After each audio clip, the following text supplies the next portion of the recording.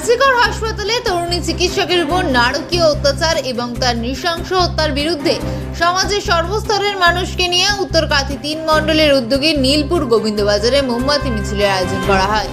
দোষীদের উপযুক্ত শাস্তির দাবিতে রাস্তায় আন্দোলনে মুখর হন সকল স্তরের জনসাধারণ, যেখানে নারীদের উপস্থিতি ছিল চোখে পড়ার মতো।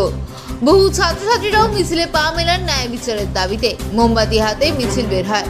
নীলপুর বাজারে জমায়েত করে ডাক্তার, নার্স, হাসপাতালের কর্মচারীদের আন্দোলনে পাশে থাকার বার্তা দেওয়া হয়। পরে গোবিন্দবাজারে এসে মিছিল সমাপ্ত হয়।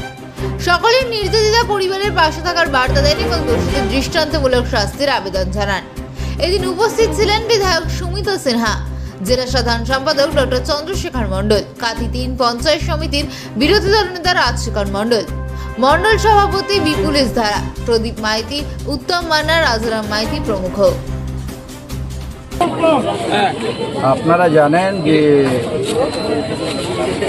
কলকাতার বুকে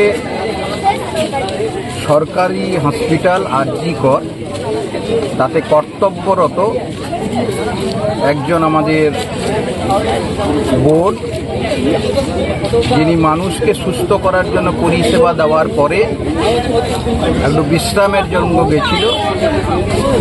কিছু নররূপী পশু তাকে ধর্ষণ করে খুন করে, সেই সঙ্গে আমাদের নির্লজ্জ প্রশাসন দোষীদের শাস্তি দেওয়ার পরিবর্তে তারা যাতে কোনোভাবে শাস্তি না পায় তার সর্বোচ্চ স্তর থেকে তারা প্রক্রিয়ায় সামিল হয়েছে।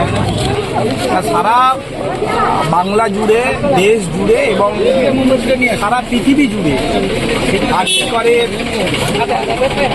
তিলোত্তমা তার হত্যা এবং ধর্ষণের প্রতিবাদে মানুষ পথে নেমেছে, প্রতিবাদ প্রতিরোধ করেছে এবং বাঙালি জাতি সরাসরি দুটি ভাগে বিভক্ত হয়েছে।